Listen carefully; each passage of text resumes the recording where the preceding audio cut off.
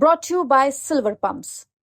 Top quality और consistent performance के लिए सिर्फ सिल्वर पंप्स, नाम याद रखना। ये बात भी कही आपने, जैसे बताया कि बीजेपी और जेडीयू के बीच में कोऑर्डिनेशन का काम आप करते थे, तो एक चर्चा ये भी है कि नीतीश जी को मुख्यमंत्री के रूप में प्रोजेक्ट करने का आइडिया भी कहीं ना कहीं आपने दिया था, या आपका उसमें रोल? नहीं, एक ये सच है, आइडिया मैंने नहीं दिया, ये था। बहुत अच्छा इंटरेस्टिंग बात आपने पूछा ये, क्योंकि बहुत बात रिकॉर्ड पे रह नहीं जाती है और ना ही डॉक्यूमेंटेशन हो पाता है।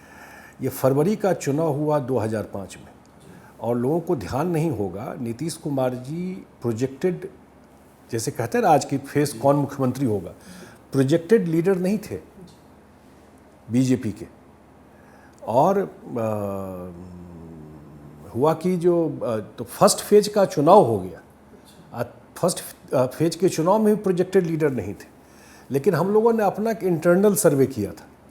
उस सर्वे में एक फाइंडिंग था कि अगर आप लीडर प्रोजेक्ट करके जाएंगे तो आपको 3-4% वोट का एडवांटेज मिलेगा।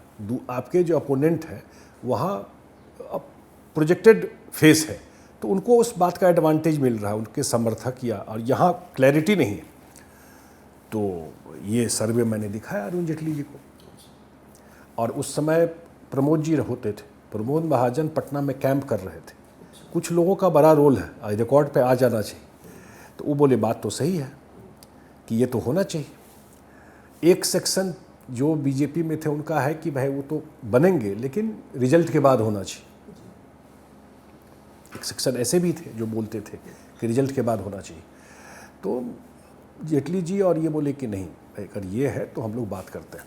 पहले बीजेपी में सहमति बनना जरूरी था, तो फिर इन लोगों ने बात किया और तय हो गया कि ये बनेंगे, मैंने होना चाहिए। उन्होंने लीडरशिप, जो उस समय अटल जी, अडवाणी जी थे, मुझे याद है कि मुझे अरुण जी ने एक चिट लिख के दिया, और चिट पे लिख के दिया कि अटल बिहारी वाजपेयी जी का, आदरणीय अटल बिहारी वाजपेयी जी का कार्यक्रम था भागलपुर में, कि वही अनाउंस कर देंगे वहाँ से। फर्स्ट फेज हो चुका था, सेकेंड फेज का कैंपेन शुरू हुआ था, तो कोई कन्फ्यूजन नहीं रहेगा।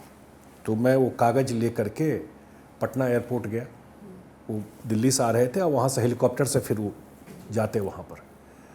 तो जिनको मैं कागज़ दिया, उन्होंने जाकर के बोला भी पूरा नीतीश जी के पक्ष में कि ये हमारे साथ काम किए, ईमानदार आदमी है, मेहनती हैं, काम करने वाले, मैसेज दे दिया। अब फिर नेक्स्ट डे बीजेपी ने प्रेस कॉन्फ्रेंस करके, सुशील मोदी नहीं रहे, उन्होंने अनाउंस किया। लेकिन मैं किनको जाके कागज़ दे के आया था, आज मैं बता रहा हूँ। उनके प्राइवेट सेक्रेटरी होते थे, पीएस होते थे उस समय, अश्विनी वैष्णव। अच्छा, तो वो प्रधानमंत्री के साथ काम करते थे, मतलब वाजपेयी जी के साथ? हाँ, वो लीडर ऑफ, मैंने वो प्रधानमंत्री से हट गए थे, वाजपेयी जी के साथ काम करते थे। तो अश्विनी वैष्णव जी को 2005 फरवरी में 20 साल पहले वो कागज़ दे के आया था। और फिर बीजेपी ने अनाउंस किया कि मुख्यमंत्री के फेस वही होंगे। जब बीजेपी ने अनाउंस कर दिया तो उस समय जॉर्ज साहब थे लीडर, जॉर्ज साहब ने इसका बोल दिया कि ये बीजेपी अनाउंस किया, हम लोगों ने तय नहीं किया। ये विवाद भी उसी समय हुआ, उस समय का रिकॉर्ड देखिएगा तो हमको जेटली साहब परेशान हो गए कि भाई हम लोग कर दिए थे, ये कैसे बात आ गई।